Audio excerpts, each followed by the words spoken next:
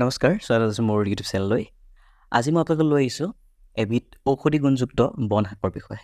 আমি প্ৰায় সেউজীয়া শাক পাচলি সকলোৱে আহাৰত গ্ৰহণ কৰোঁ। আজি তাৰ ভিতৰতে এবিধ বিশেষ সেউজীয়া শাক পাচলি, সেউজীয়া শাক বুলি কৈছোঁ, কলমৌ শাক।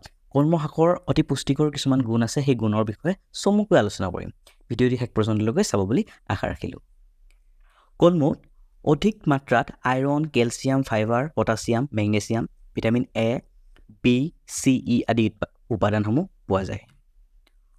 কলমৌৱে এণ্টি অক্সিডেণ্ট গুণ থকা কলমৌৱে শৰীৰৰ ৰোগ প্ৰতিৰোধ ক্ষমতা বঢ়ায়। কলমৌ শাকক বসন্ত ৰোগৰ প্ৰতিষেধক বুলিও কোৱা হয়।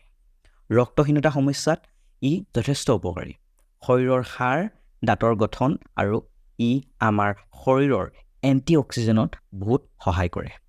মেদবহুলতা, উচ্চ ৰক্তচাপৰ সমস্যাটো এই কলমৌৱে আমাক যথেষ্ট সহায় কৰে। চকুৰ বাবে এই কলমৌ অতি উপকাৰী। কুকুৰীকণা সমস্যাত ভোগা লোকসকলে কলমৌ শাক খালে নিশ্চয় সুফল পাব পাৰে। কলমৌৱে আমাৰ কৃমিৰ সমস্যা নাশ কৰে। কলমৌৱে আমাৰ শক্তি বঢ়ায়। হজম শক্তি কলমৌৱে বঢ়ায়। কোষ্ঠকাঠিন্যতা সমস্যাসমূহ কলমৌৱে দূৰ কৰে। খৰ, খজুৱতি, ছালৰ আন সমস্যা কলমৌ শাক বহুত উপকাৰী। ছালৰ ই উজ্জ্বলতাও কলমৌ শাকে বঢ়াব পাৰে। জণ্ডিছ আৰু লিভাৰৰ আন সমস্যাটো কলমৌ শাক অতি উপকাৰী। অপকাৰী কলেষ্ট্ৰলৰ কম কৰে এই কলমৌ শাকে আৰু হৃদযন্ত্ৰৰ বাবে কলমৌ শাক অতি ভাল। মানসিক হতাশা দূৰ কৰে। টোপনি অহাত কলমৌ শাকে সহায় কৰে।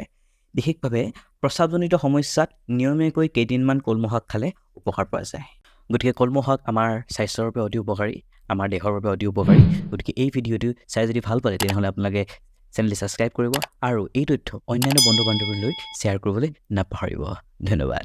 জয় অসম।